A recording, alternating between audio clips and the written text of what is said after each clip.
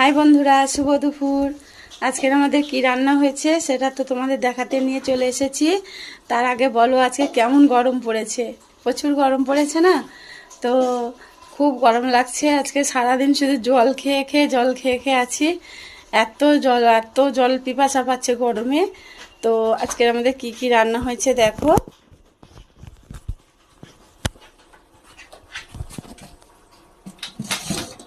দেখো বন্ধুরা, একটা সবজি হয়েছে মাছ দিয়ে ডাঁটা, পুঁইশাক ডাঁটা, আর ওর সঙ্গে একটু বেগুন দিয়েছি, আলু দিয়েছি, একটু পটল দিয়েছি, বিভিন্ন সবজি দিয়ে একটা তরকারি মাছ দিয়ে।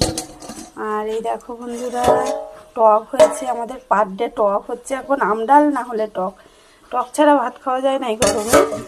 আর দেখো মাছের ঝাল হয়েছে, নোনা মাছের ঝাল।